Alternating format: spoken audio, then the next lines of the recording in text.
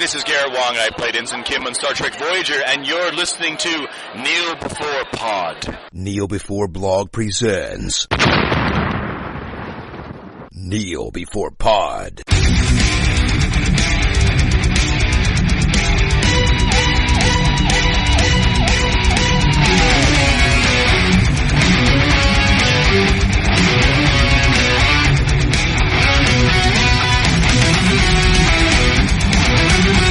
Hello, and welcome to the latest in our weekly Legion Review podcast. I'm your host, Craig McKenzie, and this week we cross the halfway point with Chapter 5, an episode that provides some answers while also creating more confusion. Collectively, we're none the wiser, but we try to muddle through. Full house this week, full team. We have Chris and Aaron, who are apparently not the same person, as I theorised last week. Hello. We need to change our names if we were going to be the same person there. We have to be Chris and Cross and go back to that. Yeah. But, you know, as with this show, all my theories are out the window. But yeah, how are we all? Tolerably well. Almost all right. I've recovered from killer man flu. Killer man flu. Yeah. Not just ordinary man flu, but proper killer man flu. That's great. Glad you're feeling better. So, unless anybody has anything spoiler-free to say, we should just descend straight into Dreamland and go straight into whatever plot details, if we can consider them spoilers, because who knows what's going on anyway. Yay for a slight musical number. So three or 5 episodes have a musical piece. Very happy with that. Not saying I want this to go full on Bollywood, but happy nonetheless. If the final episode goes full on Bollywood, I think we'd all be on board, though. Absolutely. They've been laying the seeds for the whole season, and finally we'll just accept an entire episode that's suddenly a musical. The other thing I'll say about this episode is not to come across as overwhelmingly arrogant, but see the earlier episodes, 1 to 4, I know that there's a lot going on and we don't have all the answers, but to me they've all been a mystery, and it's fair play that we don't know anything. And I've not really thought it was as mind-blowing as the internet seems to have said. Some of the review sites are going, oh my god, another mind-blowing episode, it takes it to a whole other level. And I've thought, shut up. It's a mystery, and it's nice that we don't know everything. That said, I'd like to join in with the internet this week and say, yeah, episode 5, what the frack? Fair enough. I don't have anything spoiler-free other than I'm confused, but I'm kind of starting to get my head around some things. So, I don't know. Maybe collectively we can puzzle this out, and who knows? We'll see. So, shall we go into spoilers? Do it. Cool. Yeah.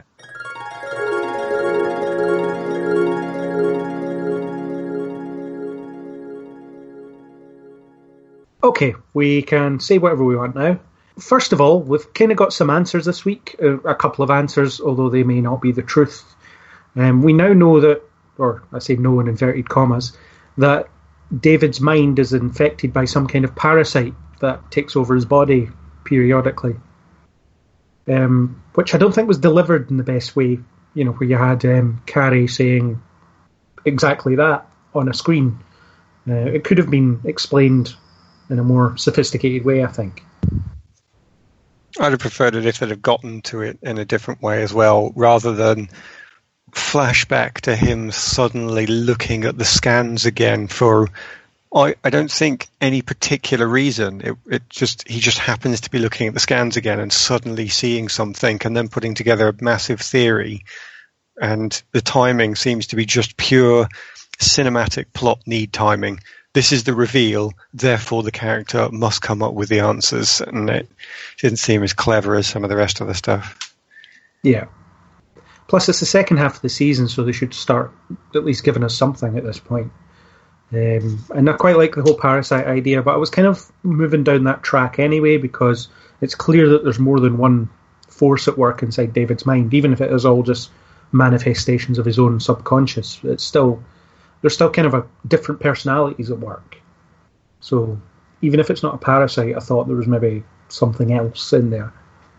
But you know what I was hoping for? I was hoping for it was going to be, as they've hinted a couple of times, that It was, yes, he is actually insane. He does have a mental disorder. You fought for ages to say that he's got powers and he's not really got a mental problem. But do you know what? Sometimes even mutants have mental disorders too. And it was just going to be an investigation of what happens when somebody this powerful really can't control themselves. I suppose it could be a metaphor for that right now, but I'd have been happy if it was just a split personality thing rather than something specifically sci-fi. And it still could be. Yeah, they've not ruled out. Yeah.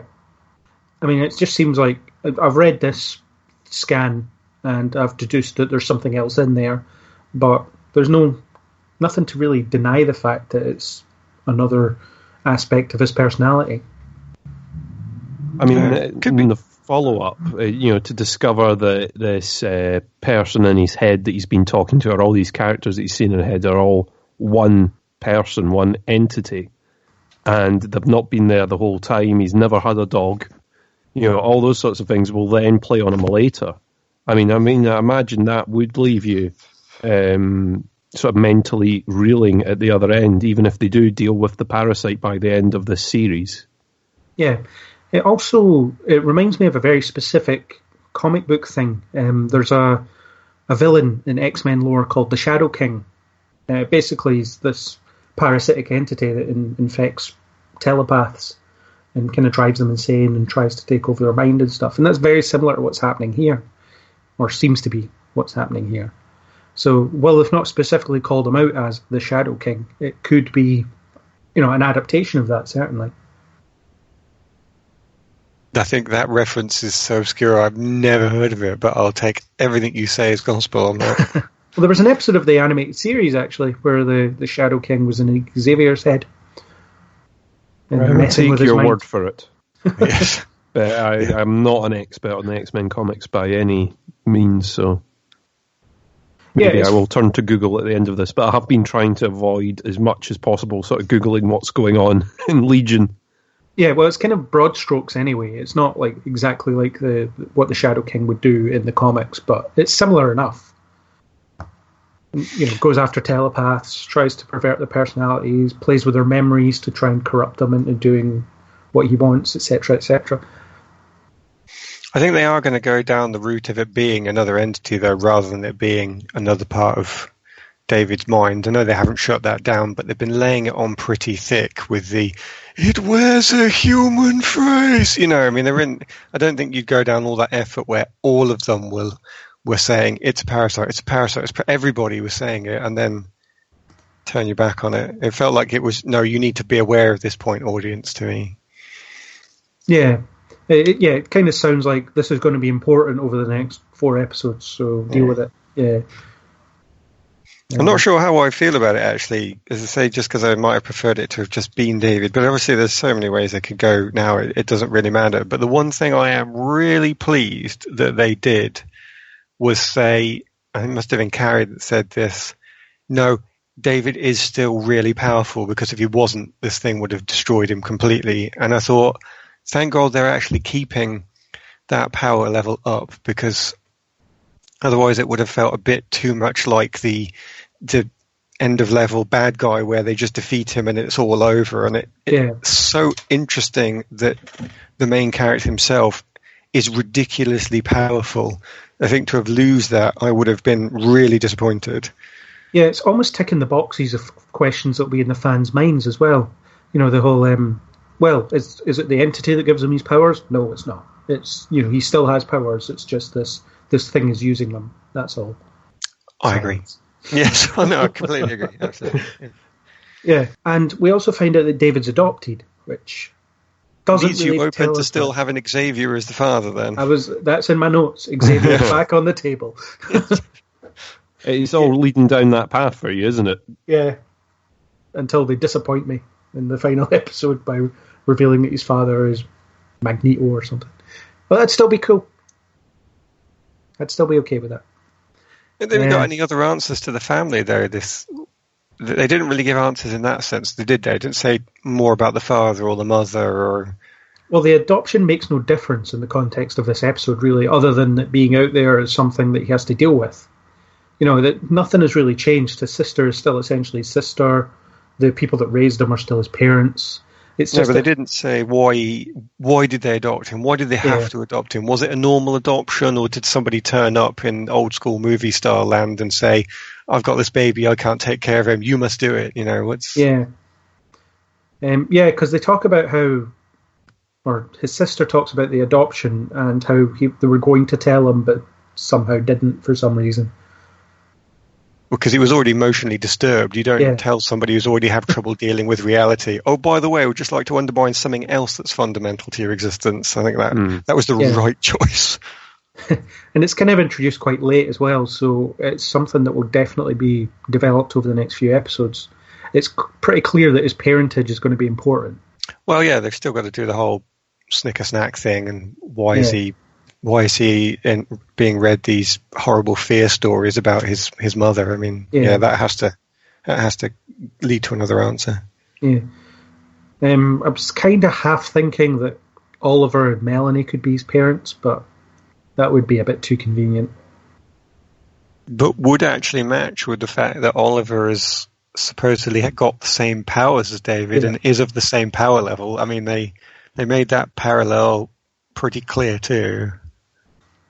Yeah, and I quite liked the conversation David and Melanie had about her husband. It was like, I met your husband. He lives in ice. But it's just this kind lives in a floating ice cube. Yeah, it's this abstract conversation where, she gets confirmed that his consciousness is still out there, but David's not also not being very coherent. Suppose it would give another reason to why Melanie is constantly wanting to save David and keep David. I suppose on one hand he's so powerful, you don't want him to fall into enemy hands, but even when the risk is so large in going after him, she still does so.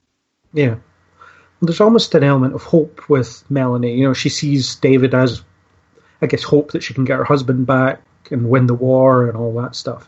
And the war keeps getting mentioned because, I guess her outlook is that humans or at least Section 3 and mutants are completely at war with one another. We've not seen much of the war so far, though. No. I mean, they have sort of kept that behind. If there is a massive war going on between mutants and humans, you've not particularly seen it. Yeah, I think the war thing is more of a point of view, though. Like with Magneto, he thought it was a war, even though it really wasn't one. But he thought of it as that, so he was kind of a soldier in that conflict, even though no one else was. Well, there's, as Chris says, they've really not given us anything to work with here. It could be either, so... Could be. I think there'll be more to that, maybe. But they haven't done any work with it yet, so maybe they're just kind of leaving it out there as something that she thinks, but isn't actually a thing. I think potentially the only thing we've got to work on is, I've been calling it Section 3 and looking online, and I think I actually remember this from last episode, I should have been calling it Division 3. Division 3. Why am I calling it Section 3 as well? But I think we just have been, but we've been using the wrong word. Strangely, they do seem more like a government than a private industry, though, with that title, Division 3. I've worked in the private sector for too long to know that they love better names than that. They want to call themselves something heroic and glorious, whereas the government's very much, no, it's box number 3, move along. Yeah. So, question is, what I'm leaning towards the government. Well, absolutely. There's something very government about their setup as well. Just the soldier gear and the weapons and the facilities are kind of sparse and whatever else. So they're not they're not all about decor, really. They're just kind of, this will do. This is quite good as a base. It'll be fine.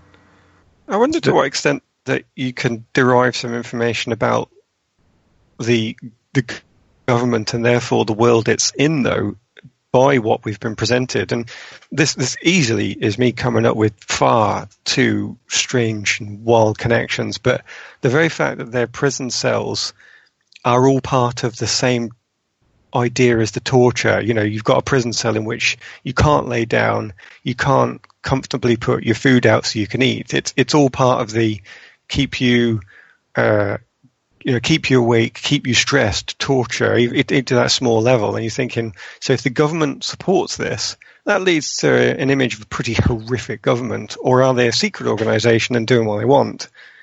But it could go that way. Maybe this is going to be this horrible world, where governments are just evil, and that's the way it is. Yeah.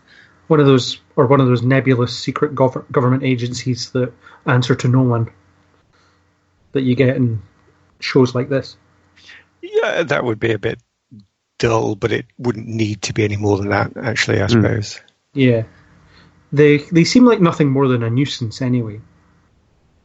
You see how easily David dispatches every single one of them he encounters. He's sort of dancing through their base and just killing them. And well, they did sort of majorly underestimate his power, though. I mean, you're sort of the boss of the facility at the end seems to sort of say we really underestimated. We didn't know he was so powerful, kind of thing. Yeah.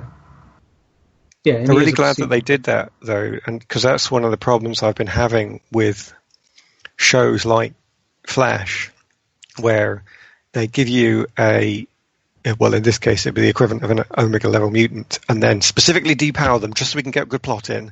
Whereas here it was, no, let's make the plot actually go as we know it would if he was that powerful. He destroys the base, and they committed to that and made it part and parcel of what was going on, i.e. this is not a very nice person, so he would do that. Yeah, and they've gotten around the whole, why doesn't he just destroy everything? Because he just takes little notions to do things now and again. Or the entity or whatever it is takes notions. So it's kind of, it's premeditated, but it's not quite premeditated, so he goes through the base because he wants to save his sister, but once he does, that's it. It's done. He doesn't need to do anything else. From what point in the episode, though, do you think the entity is in charge? Because it seems like from when he comes back, that's it. I think you tell by his attitude, because I remember saying, why is David so confident? And it is directly after that point where he's having a chat, as you say, inside the astral, and he says to Lenny, I thought she says to him, are you ready to do this? Are you ready to commit to this? And he asks her a question, and it's not him that comes back, it's Lenny that comes back, because then when immediately he's back in the real world, he is ridiculously confident, which seems so out of place until you realise it's Lenny. And he's got, I think Dan Stevens does a really good job of this, actually. He mimics Aubrey Plaza's attitude. So again, you're actually watching Lenny here because of that smarmy smile that is just so smug like a dolphin. And it has to be, the entity. Yeah, I mean, you see him prancing about on the security cameras, just, like making obscene hand gestures and destroying people. It feels like more of a Lenny thing to do because it's just, the way she moves and things. All right. Yeah. So, I think that's roughly when she takes over as well. Although I also feel like there's sort of layers in there. So when he's in that white room with Sid, I think that is him, but it's kind of an unrestrained him because it's a safe place that he's created for the two of them. So I think we see different aspects of David and the things that live in his head throughout. David's always around in the astral, isn't he? Because the characters are split out at that point. So when you meet David in the astral, it's him. But the body that's in the real world is a singular body and only one entity is in charge of that. So I reckon that in the real world, it's Lenny. But in the astral, you meet them all as they are. Yeah. Yeah, that seems to be the point, yeah. Yeah, and they play around with that as well. You have Lenny's face changes and things like that to different people as time goes on. So usually when she wants to prove a point to someone, she's like, I'm Lenny, I'm Benny, I'm whatever. And the Blob. You see the Blob occasionally. But yeah, it's all very confusing. I think they've done quite well, actually, this episode, to give you the hints that you need to know. As I say, that bit where David is suddenly stupidly confident and he's going for the base, that's not David. I think I wouldn't say they hammer it home with a big sign saying, this is not David. Not like they did with the stuff we were talking about before, which was so cinema plot point. I think they painted the right picture and you got to work out and have that realization, which is so much more rewarding as a viewer experience to have. Oh my God, that's Lenny. When your brain ticks over and does that, you get a little thrill that you don't when someone says, it's wearing a human face. It's like, go away. I don't care about this nonsense you're just telling me. Yeah. But I think they did a good job of showing us what was going on. And yeah, they don't show you everything. It's not perfectly clear. But I think even though you don't get all the answers, you get enough to go, oh my God, a couple of moments. Yeah. Well, sort of from the opening that it's not the same character that you're seeing on screen, that he is sort of confident and cocky and sort of the way he's acting. So they didn't signpost it with neon lights, but you could sort of tell that there was something not right. Something had changed. Yeah. And I really liked the base attack, how it was done, because you don't see anything direct. It's the most you see is security camera footage, but it's also when they follow him into the base and they see the kind of destruction in his wake, which I think that's more effective in a lot of ways rather than just watching him go around destroying things. So it sets you up for this. It's almost like a slasher movie in that respect, where you see the damage that this guy can do without actually seeing him. Yeah, because your brain fills in what must have happened, and it's just as awful as your brain can construct. So if your brain can construct something truly horrific, then it will be. And either way, whatever you put together will be just the right amount of shocking for you. So it has that possibility of affecting every viewer in the same way, which is an excellent way to go. And it saves the production budget, so everyone wins. There's a lot of creepiness actually in this episode that went with that, I think, where you're seeing these agents half buried in the ground and you're wondering, how does that happen? And your brain just gets sidetracked into all the horrible ways that you could slowly die by being pulled into brick. That creepiness was matched by some of the incidentals, which I'd not heard so clearly before, and I don't know if it's just because I wasn't hearing it or if it was actually put in this episode. But I noticed that the incidental music that plays over David's smarmy Lenny face when he's smiling was pretty creepy, and the music that played over the sex scene this week, I can't even describe it. My notes are not good enough. All I've been able to put down is that weird music that played over the sex scene, because it just was not, it clearly wasn't romantic. It clearly wasn't even erotic. It was just, and that just didn't work. That's not sex music. Whatever it is, that's clearly not what it is. And then it's kind of creepy strings. Yeah. They tried to really, I think they tried to pick that up this episode to match the explosive realization of his power. I think that came in with it, but I don't know. I can't remember the other episodes well enough to really prove that, I don't think. I mean, the soundtrack was one thing. The lack of sound in particular scenes this week was another.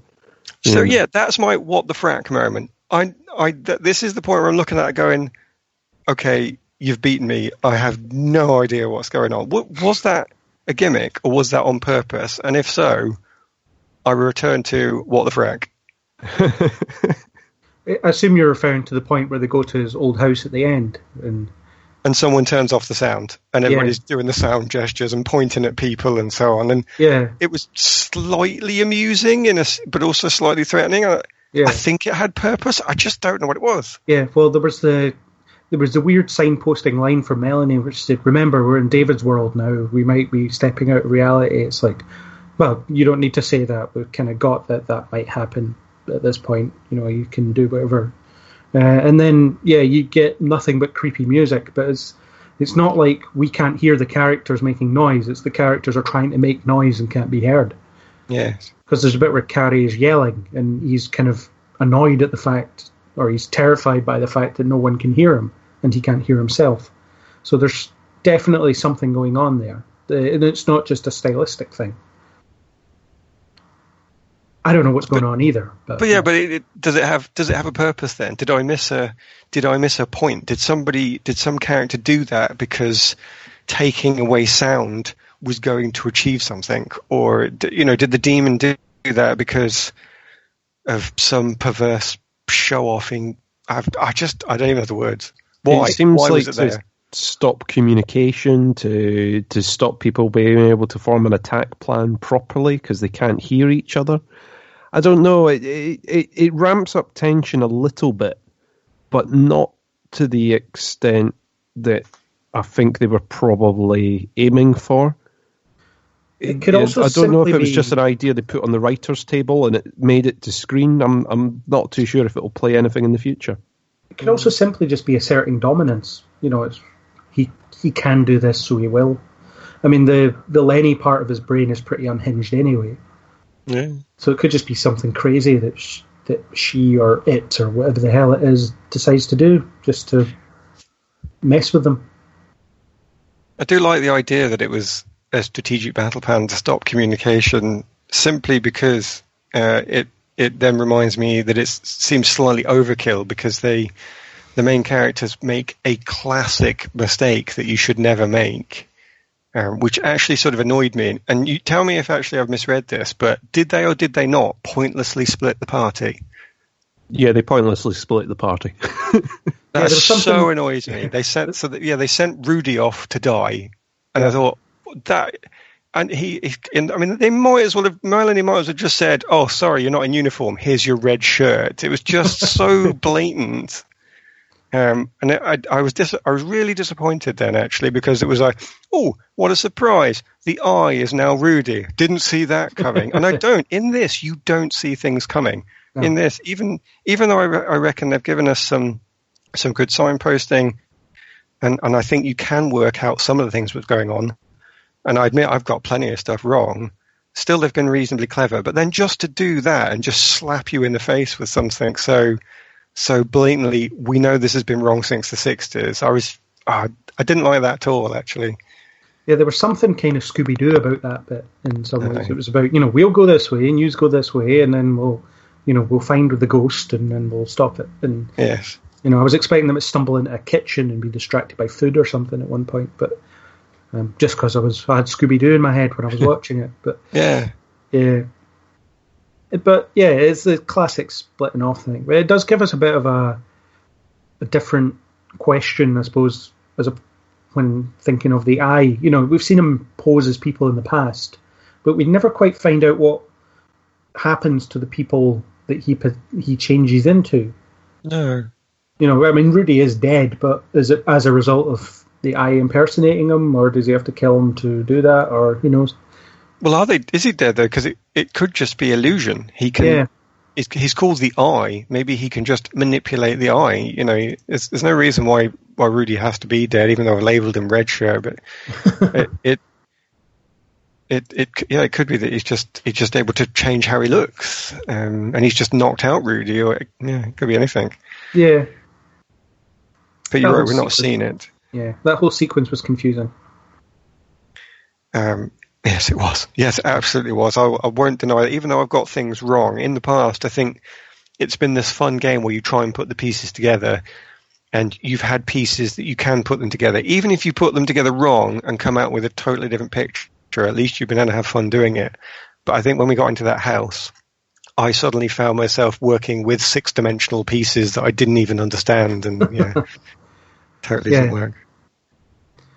Yeah, although a big part of it was certainly the house part was, his relationship with his sister brings them back to the childhood home and so on, which kind of gets the truth out. They talk about it being where it all began. Whatever that's going to lead into, whatever that actually means, is up for debate at this point. But at least it gets the reveal out that he's adopted. No, and he's had this thing inside of him since he was. Well, how young is that little boy that runs around with a dog? Is he 4 or 5, something like that? Yeah, so probably. Yeah. Oh, so we know that he's had the entity, this parasite inside him since at least he was 4 or 5. But for all we know, it could have been since birth. Yeah, or passed down from his birth father, or maybe his birth father was terrified that the parasite would migrate to him, and that's why he gave him up. Could be anything. Yeah. So as Chris says, even more questions now come out about that, because knowing it's a parasite and knowing he's had it since it was 5 doesn't actually give you any real answers. It's just a step towards it. Yeah, and what does the parasite want as well? Well, so far the parasite seems to just want to be a jerk, which is not a bad motivation. I've got powers, I want to use them, but we don't know that we know it wants to win or control or dominate yet. Yeah, or do anything really. Well, Lenny does say it, sort of, you being here is not part of my plan. So you do get the impression that there is some sort of plan there, but whether it is just to cause chaos or, something a lot more grand or schemier, you've got no idea. Yeah. And the parasite does allow for something that is quite interesting. It lets David be both a villain and a victim at the same time. On purpose, you mean, or is that how you're reading the plot?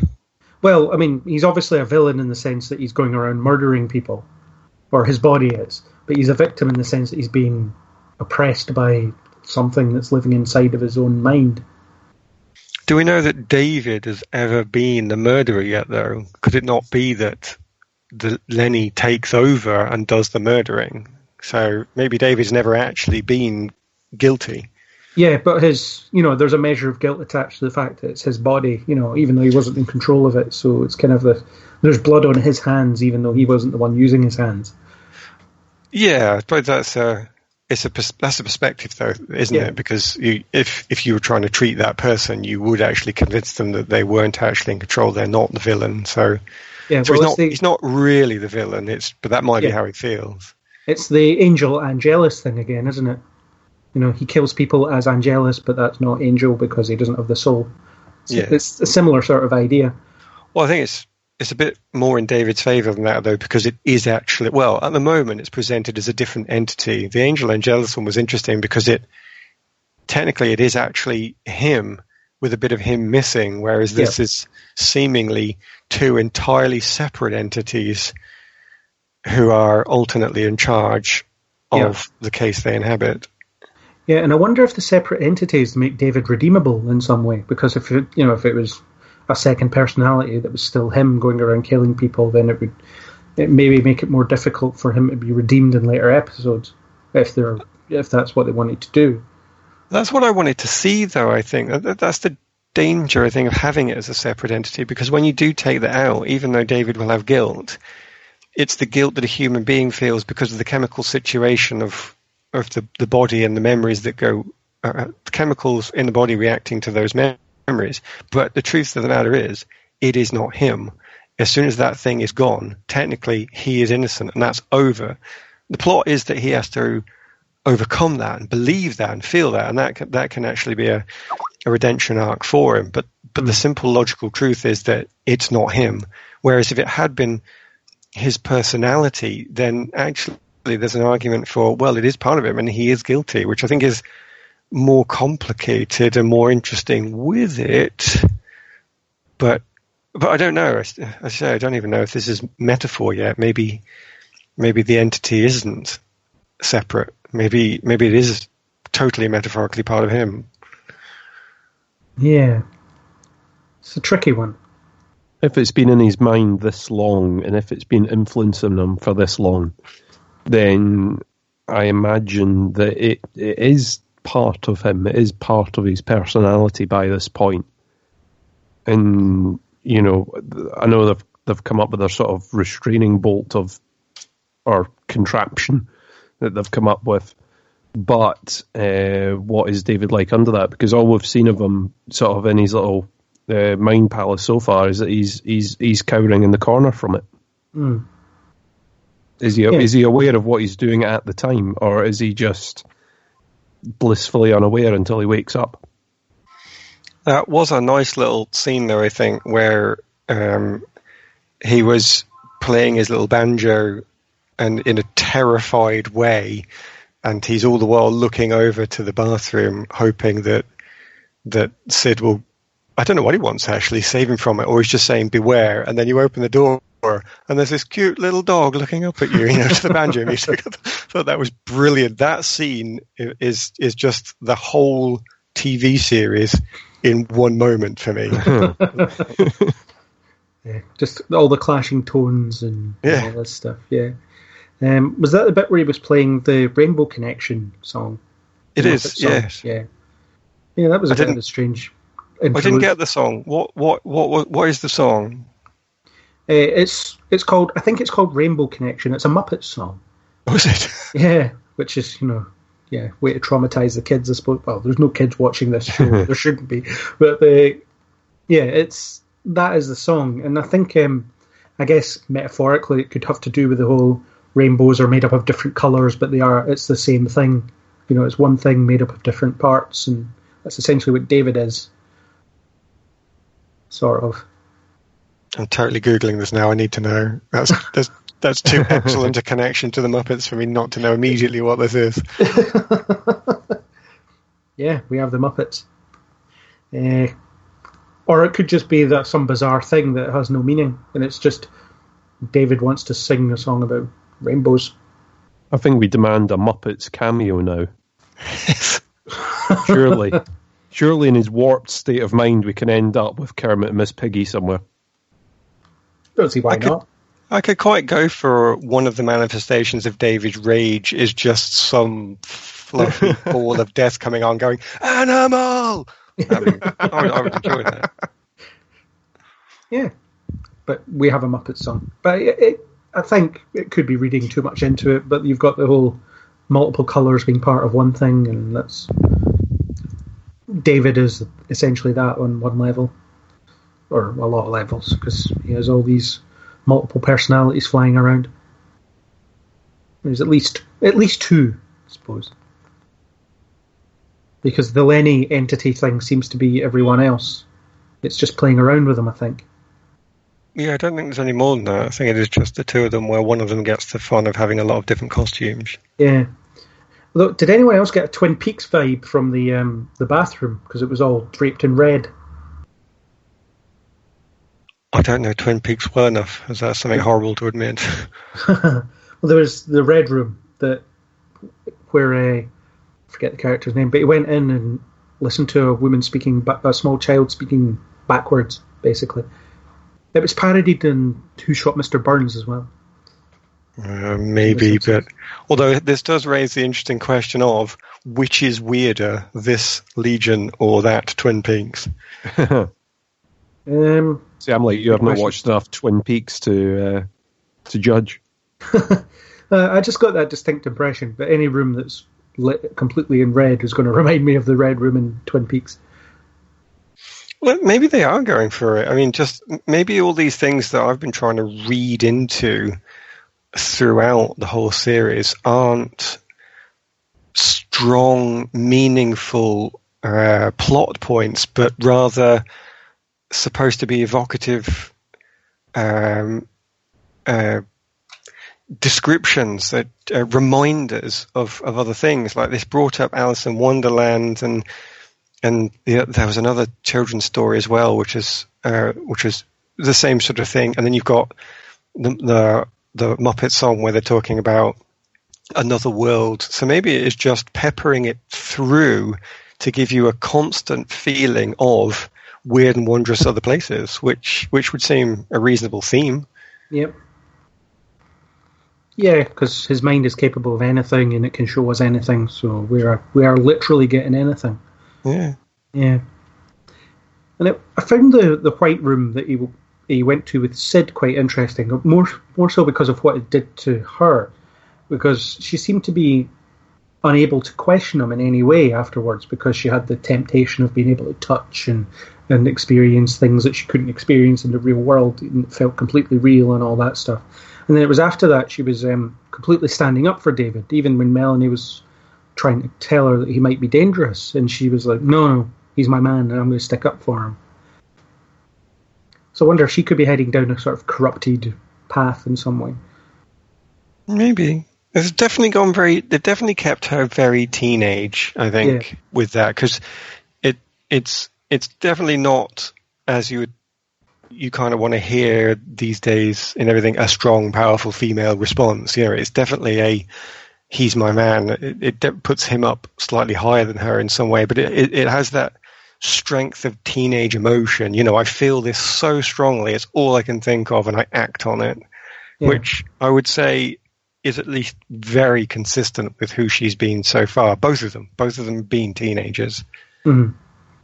Well, he's giving her what she's wanted for her whole life, so that's quite a powerful motivator, definitely. Yeah, absolutely. Yeah. Even though it isn't real, in inverted commas. I mean, it's the next best thing, and she can't tell the difference. I think you noticed as well, when he comes out of the astral and he's really confident, she comes out with a matching confidence, even though it's probably a slightly different thing or reason behind it. But I reckon that she stands a lot closer to him. In a previous episode, she's said that even getting close to another person makes her skin stand on edge and she gets really uncomfortable. But when you saw her in this episode, even though she never touched him still in the real world, she was definitely very close in a couple of scenes. Yeah. And who knows, it could be the entity trying to corrupt her in some way. Well, I was going to say, because she's seen some of the characters out with of David's mind as well. Outside of his memories, she's caught glimpses of characters. So does this mean that she's infected in some way as well? Could be. Very possibly could be. Yeah, I agree with the whole teenage assessment. She is kind of acting like this besotted teen. And she's just like, nope, David's great. He doesn't do anything wrong. He's, helped me get things that I want. No, not hearing a bad word said about him. It's quite naive in a lot of ways. Well, it is, but in a way that, as you say yourself, it fits because it's the sheer strength of the emotion of what she's feeling, overcoming her and taking control. So if you fancied a total artsy connection, you could say that in the way he's dominated by one feeling, she's dominated by another. I immediately regret saying that, but I'm saying you could if you wanted to. Yeah, and they're keeping that character in the front for a reason, I think. I mean, all the other characters sort of come and go, but there's something about her that's definitely a focal point, because I guess she can reach David on some level that others can't. I think the other characters have been noticeable for having a purpose. Yeah, Sid's is more obvious. Melanie's is obvious. Ptolemy has an interesting one, because in a universe where anything is possible, having a character that in the early scenes can say, no, this is real. How do you know? It's my power to know. I know about memories. I read memories. I know this is the real world. It's not a memory. I know. Is important for grounding you, because then you get that understanding of, right, yeah, I can trust this as a viewer because that is definitely real, because he would know that. And then equally, when it gets into the later episodes, and even Ptolemy starts to go, yeah, this is totally real. I think it is. Yeah. Because they've done that foundation building of he knows his stuff, and now even he's a bit confused and nervous by this. It gives you that confidence that you can know it's something important. It's something real. It is actually a big and serious problem. I'm not quite sure, though, where Kerry and Carrie come into this, other than being the plot people. Their purpose hasn't been so neatly established in my mind like some of the other ones have been. Yeah, well, Carrie, he's definitely the scientist, isn't he? He's the one that can read charts and tell them stuff. And I guess Kerry is she's his opposite in a lot of ways. He's quite cautious and she's quite reckless, and he's almost a pacifist, but she understands that she needs to fight. And I think they're just playing with the opposites that they represent for each other, rather than giving them both of them a defined purpose. Yeah, maybe. I think somehow they feel slightly more, I am the thing the plot needs me to be. Although saying that, maybe I'm wrong, because Ptolemy's blatantly that too, actually, so now I don't know what I'm talking about. Cancel everything I just said. I think Kerry is more down the line of, we need a scientist or a hacker or a medic. If you look at most TV shows on this sort of line, they've always got to have the hacker, the expert, the person that can conjure up the MacGuffin device that can get them out of a bind. And I think that's pretty much what that character is providing. Yeah, and the duality is just makes it quite interesting. The fact that there's two of them and they share a body, except when they don't, which I'm still trying to figure out. Yeah. See, while we're on Carrie there, one of the reasons I wanted to bring her up was because did you see what she brought into the house when they were going to investigate David going back to his childhood home? No. Well, it was a weapon, and I'm trying to remember what kind of weapon it was. It was definitely a weapon, and it was not a weapon I was expecting to see, and it made me think, you brought what? What do you think was going to happen that you would need that? It's this massive spiked club. And I don't mean a club where someone's put some nails in. I mean, someone has gone to the effort to actually produce really long railroad spike nails and put them into a hefty baseball bat club. It was something out of a fantasy or dark fairy tale story that you would imagine being held by a troll or an ogre, and it was just a horrific weapon. Yeah, it puts Lucille in The Walking Dead to shame. It's a baseball bat with very bad means. Absolutely. And I'm thinking, was I supposed to take something from that? Because presumably she didn't always have a cupboard full of horrific weapons that she picks up now and again, or which one do I fancy, or that one. Is that an indication that something wasn't real? And if she could choose a weapon and make it appear with the power of her mind, actually that would be her favourite weapon. Because I could believe that. If she was just, you can have any weapon you want, summon it into existence now, that character could quite easily go, do you know what I've always wanted? And then this thing appears. I could see that. But she definitely gets some kind of thrill out of violence in some way. So, well, yeah. Yeah, so coming up with a weapon that would inflict a lot of needless violence on people could be something that she's just known for. I don't know. I mean, when you see her fighting in the previous episode, she, because it was done to music and everything, it makes it look like she's quite a skilled sort of martial artist. It's almost like a dance move when she's fighting. So it's not really the weapon you'd expect. There's nothing graceful about it. I would have expected maybe a samurai sword or a thing, but a sort of baseball bat with spikes in was probably not on my list. I did quite like the insight into how their mutation works as well. The bit where it was talking about healing, and it was, could you not just merge with her and heal her that way? And he says, no, we're a delicate ecosystem, and I would go into shock and die. I thought, it doesn't really add anything in terms of anything significant, but I think it's a nice little character moment that tells you quite a lot about how they're connected or how deeply they're connected. It's scene setting. It's the universe around it. I think it goes to things like consistency to say that we've created all this stuff, but it's not purely for plot purposes. We've thought about it, and we've got the extra detail to show you that the world is actually a bit more realistic. So that sort of stuff's always welcome. Yeah, it's scope. That's the best word to use, I think. Gives the show scope beyond its four walls, so to speak. Yeah. Did you think the same of the communication device, by the way? Because that was another thing that stood out for me. I just didn't expect them to do that. On the list of weird, wacky technology that they've pulled up, between the slightly out of place iPad, I think sort of sky projection communicator is up there on the list of where the hell did they get that from? Yes. I just don't understand where half the technology in this thing is coming from, where they go, oh yeah, we've got an MRI machine and a sky projector. It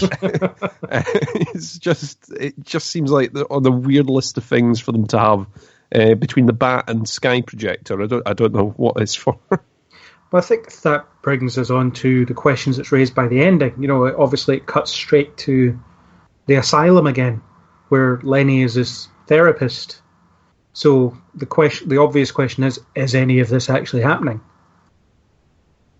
Well, you mean as in, has Lenny created in the astral plane this room to treat them this way, or do you mean as in it was all a dream and really she is the therapist and they're all in a hospital? Well, I think it could easily be the entity mucking around with his head a bit more to make him more confused and to make us more confused. Or it could be that, he never left the asylum and he's not actually a mutant and he's just insane. And that would be awful. It would be terrible. Yeah, that would be the waking up from the dream kind of thing and going, oh, none of this happened, I'm back in my seat.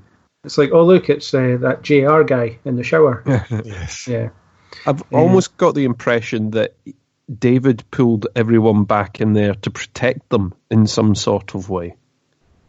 That would be good. I could see that because it's the only power he's got. Yeah, like he's pulled everyone into this shared delusion to stop what's going on in the real world, to sort of protect them or cushion them in some way, and solve it from the inside rather than outside.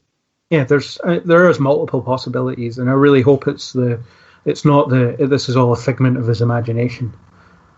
Because that's bad and lazy plotting, and I don't think they'll go that way. But it feels like it could be some other deeper manipulation by the parasite, because with Lenny being his therapist, it just feels like that's a bit more of a middle finger to him. It's now look how I'm going to mess with you. Or it could be the combination that all David could do to save Sid from being hit by that bullet, or him himself, depending on who was in the front, was to create this reality. But as soon as he creates the reality, the blob gets to take over and be part of it. So it's going to end up being just a competition between them of who can dominate this new area. Yeah, and I wouldn't be surprised if a big part of the next episode revolves around that therapy session. I quite like Oliver to turn up in it, because if it's in the astral plane that they're now chatting, it'd be quite amusing if he saw them on the telly in his astral ice cube and said, "Oh, I'll go over there and have a look," and then and it's him that has to help David deal with the blob in his own psyche. That could offer some really crazy stuff, but interesting with it. Yeah, it would make sense as well, given that we think Oliver has his powers and has more experience with those powers. Well, it's still unclear why he's sticking around the astral plane on his own anyway, and is being preserved in a diving suit. Well, they told you, the diving suit, God only knows. I think that might be something to do with the real world, but they told you why he was in the astral plane, because that was the lesson that Melanie tried to teach David, when she says, my husband went into the astral plane, loved it there so much, kept going back, spent longer in there, and eventually just was unable to come back from it. It was very much like drugs. Once you start enjoying this thing so much, you can't come out. I had the feeling in my head that the diving suit must therefore be just some way of them preserving his body whilst his spirit is not inside it to keep it alive. And why they chose a diving suit instead of some more medical-based equipment, I've no idea. But I don't know, it felt like it must have been something like that, given that there's no connection to the astral plane in a real diving suit at all. No. Yeah, the only connection to the real world and the astral plane is the fact that he's been preserved in a freezer. Yes. Yeah. And he does mention that the only thing he can't get rid of is the cold. Yeah. So whether the diving suit is just they had to come up with a solution to sort of put him in sort of cryostasis quickly, and all they had around was a diving suit to put him in. Yes. Or it's just one of those weird-ass Legion things. Well, it could be, as long as it's not as bad as Lost used to get there, and Lost always upset me when it did these things, and then admitted it, which was even worse, where it's just, we had this great idea, and we put all these things together on this island, and then, we just work out what it all means later. So if some genius said, we totally have to get a diving suit into this somewhere, and then later on everybody else is just going, why did we allow that Muppet to put a diving suit in? Because we can't explain it, it's too late now. But yeah, it seems this show is not in a hurry to explain anything, so, I could see it going unexplained. Plus, maybe. We've all identified that any exposition feels out of place anyway. So if, Oliver suddenly comes out of the astral plane and is like, well, you're probably wondering why I'm wearing a diving suit. Allow me to spend the next minute or two telling you. It might feel out of place. Well, or it ends up just being weird science again, because they it's no holes barred with the weird science now. Anything is possible. Which is, I think the whole episode had that. It was just let's really turn everything up a notch this episode and just make the weird science weirder and the powers more powerful and so on and so forth. I don't really have anything else. I can't think of anything else insightful to say about this episode. If I've said anything insightful already, I do think it's still interesting, and I find myself captivated and confused all the time when I'm watching it, and I find myself just kind of drawn in, being like, "Why is this going on? What's going on? I have no idea what happened in that scene, none." And it keeps, but usually it frustrates me when I don't get answers. But for some reason in this show, I'm not so frustrated. I'm kind of enjoying the ride, I suppose. I just hope it has a sort of satisfactory conclusion, or at least satisfactory answers. You know, like you were saying about Lost. And the way it seems that they just threw a lot of random stuff at the page and went, oh, hopefully we'll explain that, or we'll just throw it in to confuse people. They'll go off on a theory and it'll distract them from something else we've got going on. You know, we'll spin a couple of episodes out of this. Hopefully it isn't doing that. I'll be majorly disappointed if it does, but, you know, I'm still coming back every week to watch the weirdness. Well, I think I don't know yet if I like this episode. That's where this one has left me. I know that seems a bit weird, but I think there's always this danger when you do insanity in TV or film that you might cross the line. And I think this episode is where that line may have been crossed, and I don't know, because it depends what they do with their answers, because I found myself able to come out of my viewing in this episode. The last 4 episodes, I've just been hooked and been, theorizing stuff, but I've been fully involved in the plot. Whereas this episode, because it was just, that's a spiked club, isn't it? What's that viewing screen in the sky? And these things have somehow started to make me aware that I'm watching it again. And I don't know if that's a good or a bad thing. I don't know if it's going to go somewhere, but at any time when I'm starting to think outside the plot, I'm wondering if it's crossed the line. Because one of the things I've got in my notes, by the way, is I noticed that the telekinetic guy doesn't care where the doors and rocks he throws lands. And I thought, that's a really pointless thing to have written down. Who cares where the doors land? The point is, I was able to think about it because I wasn't, as submersed as I was before. Mm. But equally, I don't know if that's because, no, they're just taking up the weird because they've got somewhere to go with it or not. But I think we're on, this episode for me was on a line. And if it's a 6-dimensional line that I don't understand, then great. But if it is that old line of, yeah, we've just turned insanity into crazy stuff, then I think that's a danger point. So episode 6 might be very important for me to see what type of line it really is. Yeah. I've actually advised a few people that are thinking about watching this show to kind of wait till it's finished and then watch it, because I feel like it might make a little more sense that way. Week to week, I'm finding it just quite hard to follow, but in a good way. I quite like that it keeps playing around with reality and perception and things like that. But I feel like maybe once all 8 episodes are there to be looked at as a cohesive whole, then it could all fit together, or parts of it will at least fit together. Right, I've got one more thing I want to throw in. Okay. And in the spirit of not having a fucking clue what's going on, I want you to interpret what this note that I wrote meant. What scene am I referring to? And by the way, I don't know anymore. This is something that I've written just before the words "spiked club?" ? So it's before the spiked club, and it's the note before it is split up and red shirt. So that clearly they're in the house. Yep. And it's just after Rudy's gone away, but it's before, Kerry comes in with the spiked club. And I've written violins and didn't see what focused to. What the hell was I thinking when I wrote that? Was that not the way the soundtrack was going with the violins? So there were violins playing on the soundtrack. So yes. What did the camera slightly focus towards but didn't properly focus on? What What did I miss? Was it not supposed to be the mirrors and stuff in the background? I'm trying to remember properly myself. I did do a sort of second viewing, but I didn't get as far as the house at the end.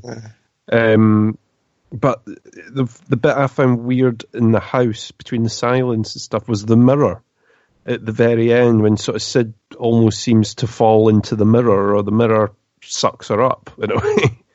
That was what I found a bit weird in there. Well, maybe that's what they were trying to get over then, just to get you to look at the mirrors, because certainly Lenny comes out of the mirrors. Yeah. And then torments Sid. I'm gonna have to fast forward now and have a look for the violins and the split open red shirt.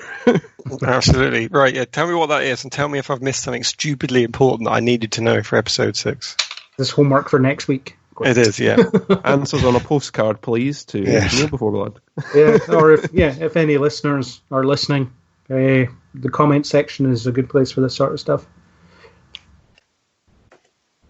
I don't know. Good, I'm glad I got that out. Yeah, if everybody can tell me, then brilliant. Chris, do you have any other bizarre observations that you made that you should assign as reading? I think we've covered everything, really, that I was going to mention.